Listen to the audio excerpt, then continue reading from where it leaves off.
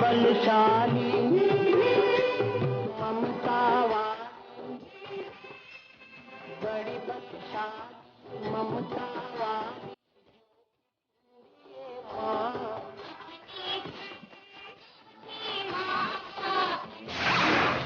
आज आखिरी और 9वां नवरात्रि है।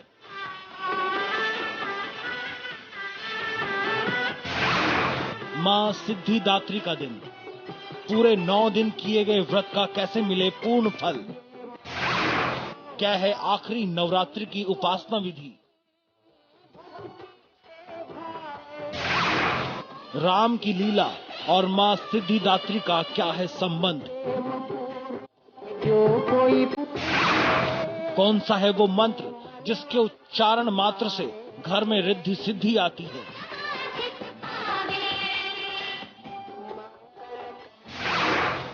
कौन सा है मां सिद्धिदात्री का प्रिय भोग? जानेंगे पंडित वैभवनाथ शर्मा से ठीक 7:02 पर। साथ ही देखिए राम की लीला ठीक 7:06 पर।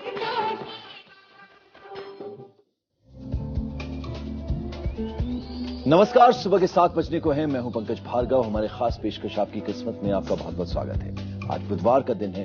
कैसा रहने वाला है आपका आज का दिन? क्या कहते हैं आपकी किस्मत के सितारे? ये सब जानेंगे। आपको मालूम है हर बार की तरह स्टूडियो में आज भी उपस्थित हैं जाने माने ज्योतिषाचार्य पंडित वैभवनाथ शर्मा। आज नवमी है, मां सिद्धिदात्री का दिन है। आखिरी नवरात्रि पर क्या करें क्या न करें, साथ ही क्या है राम की लीला और नवरात्रि का संबंध, ये सब जानेंगे। लेकिन साथ ही राम की लीला ठीक 7:06 पर जानेंगे। सबसे पहले जान लेते हैं आज का पंचांग क्या कहता है। जी पंकज जी, आज का पंचांग है विक्रम संवत 2068 मास है आश्विन। आज की तिथि है शुक्ल पक्ष की 9वीं तिथि अर्थात महानवमी का दिन, बुधवार का दिन है। नक्षत्र है पूर्वाषाढ़ा, योग है अतिगंड, करण है बालव। और जिस प्रकार मैंने बताया आज का व्रत और आज का महात्म जो है वह है महानवमी का पर्व।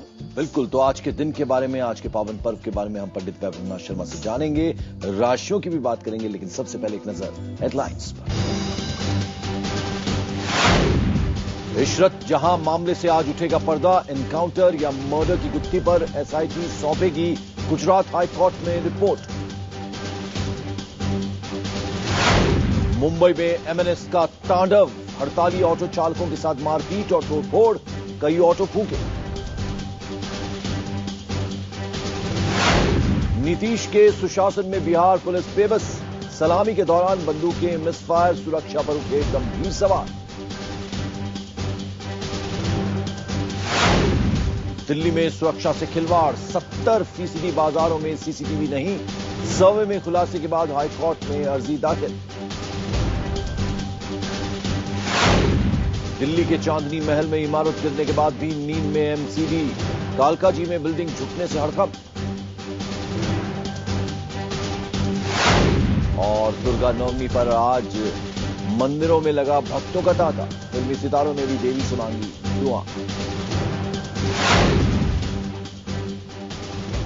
तो आज के दिन राशियां आपकी क्या कहती हैं, तो पंडित जी से जानेंगे ही। और सबसे पहले हम राशियों के सफर शुरू करें उससे पहले जान लेते हैं कि नवरात्रि पर आप क्या ना करें और क्या करें, और साथ ही साथ रामनवमी का विशेष महत्व क्या है पंडित जी? जी बिल्कुल, देखिए आज का दिन जो है, सबसे पहले हम आज के दिन की बात कर लें कि आज का जो दिन है मां सिद्धिदात्री का दिन है। मां सिद्धिदात्री का जो स्वरूप है वह यह स्वरूप है जो आपको पूरे 9 दिन की जो आपकी तपस्या है, जो साधना है, उसका फल देने वाली है। जो आपने लगातार मां की आराधना की है, आज का दिन बहुत ही प्रमुख होता है। किन किन माध्यम से आप मां की कृपा ले सकते हैं? सबसे पहले आपसे जैसे भी बन पड़ता हो माता की आराधना कर लेनी चाहिए। सबसे जो सरल और सामान्य तरीका है वो है पंचोपचार पूजन कर लेने का। आप माता का पंचोपचार पूजन कर लें। उसके बाद कन्या आपको अपने घर में कन्या भोजन कराना चाहिए। कन्या पूजन का जो नियम है वो कर लेना चाहिए। आज की दिनचर्या में माता को जो प्रिय भोग लगाते हैं वो है काले तिल का भोग लगाना।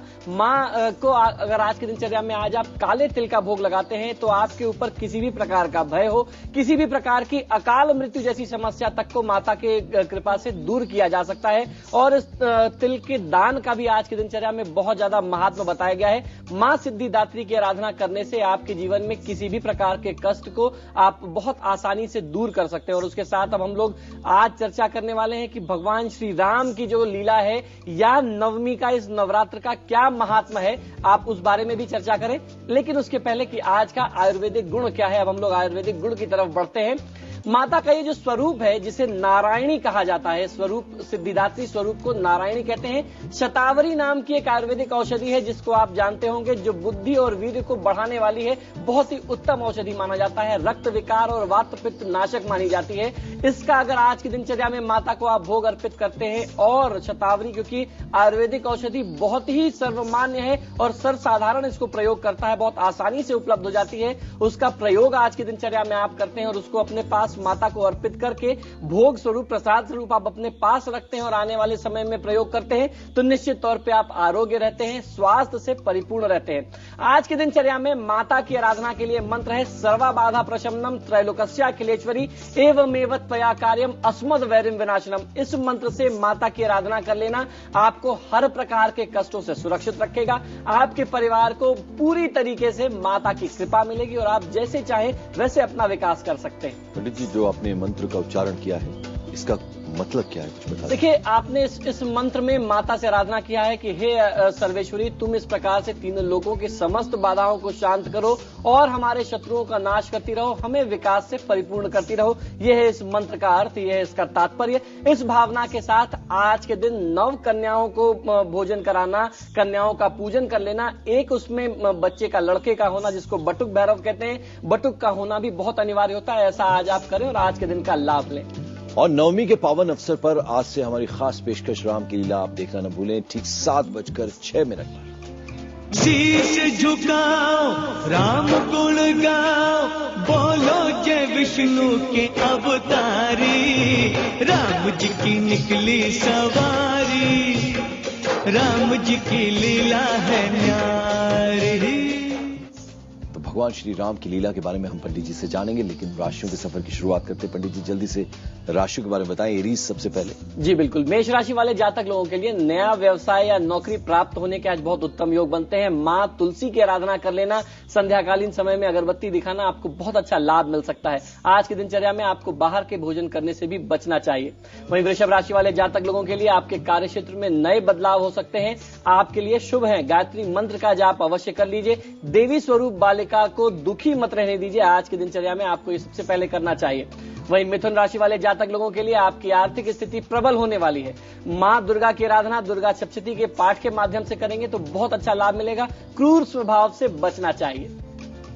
तो हम आपको बता दें कि भगवान राम ने रावण का संहार करने से पहले 9 दिनों तक मां की उपासना की थी। पंडित जी, जी बिल्कुल, इस बारे में कुछ बताएं कि ये दोनों जो हैं, यानी रामलीला आज शुरू हो रही है, मतलब रामलीला चल रही है, तो आप ये बताइए कि भगवान श्री राम और नवरात्र जो हैं, इनका आपसी क्या संबंध है? जी बिल्कुल, देखिए, जहां तक भगवान श्री राम की लीला का प्रश्न आता है या जहां तक भगवान श्री राम के मर्यादा पुरुषोत्तम होने का प्रश्न आता है, उनके चरित्र की बात आती है कि भगवान श्री राम मर्यादा पुरुषोत्तम के तौर पे कैसे स्थापित हुए। देखिए, यह भगवान श्री राम का जो स्वरूप है, यह भगवान विष्णु का अवतार है, ये हम आप सब जानते हैं। और ऐसा नहीं है कि अगर कभी कोई देवी देवता अवतार लेकर के आता है, इस मृत्यु लोक में आता है और मनुष्य शरीर में आता है, देह धारण करके आता है, तो वो दिव्य होता है, ऐसा कहीं नहीं है। आपने देखा भगवान श्री राम का जो चरित्र था वह तप और त्याग की एक प्रतिमूर्ति माने गए हैं। 14 वर्ष का वनवास किया सिर्फ इसलिए कि माता की इच्छा थी, माता को उससे खुशी मिलनी थी। उन्होंने माता का मन रखने के लिए ऐसा किया, जंगल में रहे और उन्होंने फल फूल ग्रहण किए और उस तरीके से जीवन में जितने भी कष्ट आए उन्होंने उसका सामना किया। किसी भी व्यक्ति को जो भी उसकी दिनचर्या है उसको कठोर बनाने का, तपस्या का जो मार्गदर्शन किया है वो भगवान श्री राम ने किया है। जहां तक इस नवरात्रि और भगवान श्री राम की बात आती है, ये इस नवरात्र में इसलिए बहुत ज्यादा प्रासंगिक हो जाता है क्योंकि ये जो नवरात्र का दिन है, इसी नवरात्र के दिनों में आप देखिए, जैसे मैंने बताया कि भगवान का जो स्वरूप था, ऐसा नहीं था कि अवतारी थे तो सारी शक्तियों से परिपूर्ण थे या वो स्वयं कर सकते थे। उन्होंने जब लंका पर चढ़ाई शुरुआत की तो उन्होंने रामेश्वरम में भगवान शिव की आराधना की। लंका में युद्ध से पहले उन्होंने 9 दिन की मां की आराधना करके शक्तियों को संजोया, बटोरा और उसके बाद दुष्टों का संहार किया। बिल्कुल, तो भगवान राम ने रावण का संहार करने से पहले पूरे 9 दिनों तक मां दुर्गा की उपासना की थी। उसके बाद ही उन्होंने 10वीं के दिन रावण का संहार किया था। ऐसी रची भगवान राम ने 10वीं के दिन राम की लीला।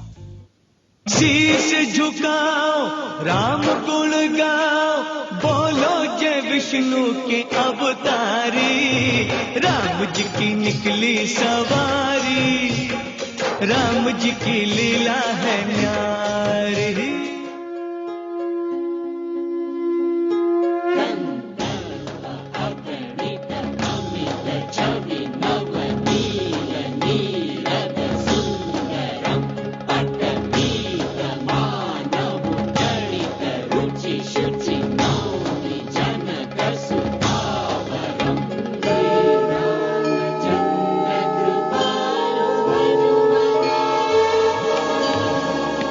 दुनिया भर में मशहूर एक पवित्र नगरी, हजारों सालों से जैसे यहां समय ठहर गया है।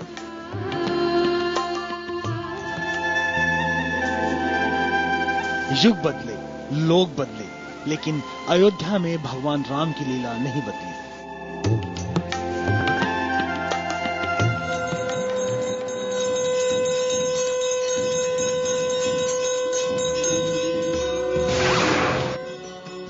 यहां का कण कण राम राम पुकारता है।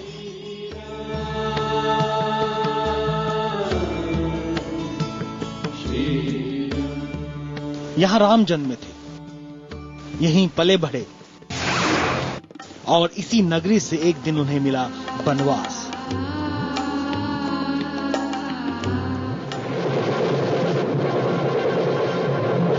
चौदह साल तक जंगलों में राक्षसों का संहार करने के बाद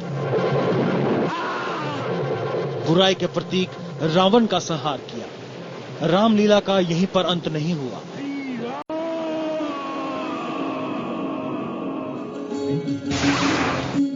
हजारों साल पहले किए गए संहार को आज भी हम रामलीला के रूप में मनाते हैं। कहते हैं जिसको राम की कृपा मिल जाए उसका कोई भी बाल बांका नहीं कर सकता।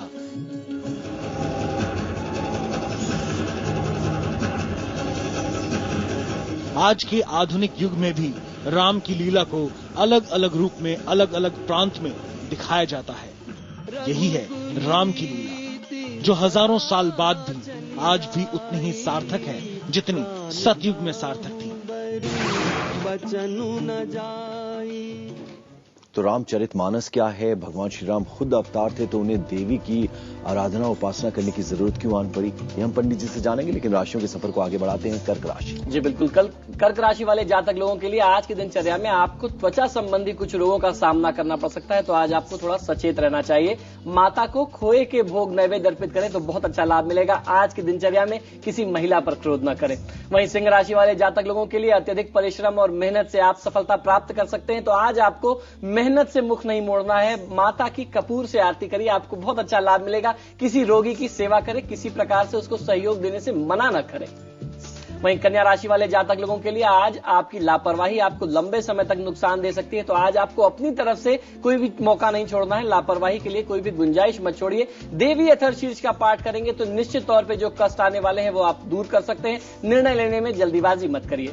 अगली राशि है तुला राशि। वहीं तुला राशि वाले जातक लोगों के लिए नौकरी व्यवसाय में आपको इच्छा से अधिक प्रगति प्राप्त हो सकती है। कनक धारा स्त्रोत का पाठ कर लेना आज की दिनचर्या में आपको लाभ देगा। वृद्ध महिला का अपमान न करें। हम आपको बता दें, जैसे कि आपको मालूम है कल दशहरा है, तो दशहरे पर हमारी खास पेशकश देखना न भूलें। और अब अगली राशि है स्कॉर्पियो यानी वृश्चिक राशि। जी बिल्कुल, वृश्चिक राशि वाले जातक लोगों के लिए सरकार से संबंधित कार्य में लाभ प्राप्त हो सकता है। आज की दिनचर्या में माता को शहद का भोग अर्पित कर लेना और किसी बच्चे के दिल को ठेस न पहुंचाना आपको बहुत अच्छा लाभ देगा। तो पंडित जी, जो सवाल था मेरा वो ये था कि श्री रामचरितमानस क्या है, बहुत संक्षेप में जानना चाहेंगे। और भगवान खुद अवतार थे, तो ऐसे में उन्हें क्या जरूरत आन पड़ी कि माँ की आराधना? जी बिल्कुल, देखिए पंकज जी, आज की दिनचर्या में तो मैं मानता हूं कि आज के इस समाज में ये बहुत ही प्रासंगिक प्रश्न है कि रामचरितमानस क्या है और उनको क्या आवश्यकता पड़ी। सबसे पहले तो ये समझ लें कि रामचरितमानस क्या है। रामचरितमानस अर्थात रामचरित इति मानस, भगवान श्री राम के चरित्र को अपने मानस में धारण करना और उसके अनुरूप उसके अनुसार आचरण करना ही रामचरितमानस है। और रामचरितमानस ये सिद्ध करता है कि भगवान श्री राम जब भी कोई भी देवी देवता अगर स्वरूप लेकर के आते हैं, देह धारण करते हैं इस संसार में, मृत्युलोक में, तो उनको भी अपने जो शरीर के नियम है, समाज के नियम है, शक्ति की आराधना उनको करनी ही पड़ेगी। देवी के स्वरूप को आपको पूजना ही पड़ेगा अगर आपको शक्ति का संचार करना है, संचय करना है, और उसके बाद ही आपका कोई कार्य सिद्ध हो सकता है। तो कोई भी देवी देवता अगर मानव स्वरूप में आता है तो इस जो शरीर का धर्म है, जो सृष्टि का धर्म है, उसका पालन करना उसके लिए बहुत ज्यादा अनिवार्य है। उससे ऊपर कोई नहीं उठ सकता। तो चलिए, हमने 8 राशियों के बारे में पंडित वैभवनाथ शर्मा से जाना है। 4 राशियां भी बाकी बची हैं, उनके बारे में जानेंगे। एक छोटा सा ब्रेक ले रहे हैं, फौरन हाजिर होते हैं, कहीं मत जाइएगा। लो बुलावा आया है, चलो बुलावा आया है, चलो बुलावा आया है। ब्रेक के बाद आपका स्वागत है। आप देख रहे हैं हमारी खास पेशकश आपकी किस्मत। आचार्य पंडित वैभवनाथ शर्मा अब तक 8 राशियों के बारे में हमें बता चुके हैं। 9वीं राशि है धनु राशि। जी, धनु राशि वाले जातक लोगों के लिए अपने संचित धन को पूंजी निवेश में लगा करके आप बहुत अच्छा लाभ ले सकते हैं। आज का दिन आपके लिए लाभ से परिपूर्ण है। सिद्ध कुंज का स्त्रोत का पाठ कर लेना आपको लाभ देगा। देवी की पूजा की अवहेलना आज की दिनचर्या में नहीं करनी चाहिए। वहीं मकर राशि वाले जातक लोगों के लिए खाने पीने का ध्यान रखें, स्वास्थ्य के प्रति सचेत रहें। रात्रि सूक्त का पाठ कर लेना आज की दिनचर्या में आपको लाभ देगा। आज का दिन बहुत ही पवित्र दिन है, महानवमी है, तो मद्यपान से बचना चाहिए।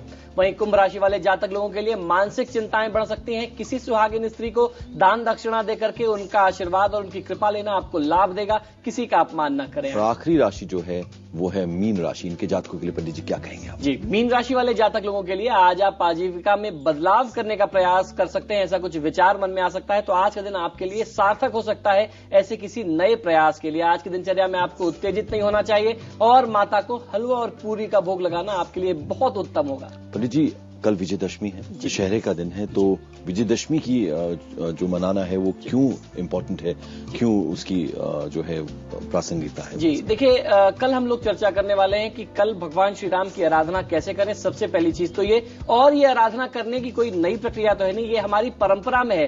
क्यों करना चाहिए ये आपको जानना चाहिए, क्योंकि आप जब भी कोई चीज करते हैं तो आपको उसके पीछे का तर्क समझना चाहिए। कैसे करें और क्यों करें, इस पे हम लोग कल अपना विशेष कार्यक्रम करेंगे, तो देखना मत भूलिए सुबह 7 बजे से। तो चलिए पंडित जी, आप हमारे स्टूडियो में आए, आपने हमें 12 राशियों के बारे में बताया, नवरात्रि के बारे में आपने बताया हमें, और बहुत बहुत शुक्रिया यहाँ आने के लिए। यहाँ हम ले रहे एक छोटा सा ब्रेक, लेकिन कहीं मत जाइएगा। ब्रेक के बाद भी IBN 7 पर खबरों का सिलसिला चलता रहेगा लगातार। लो बुलावा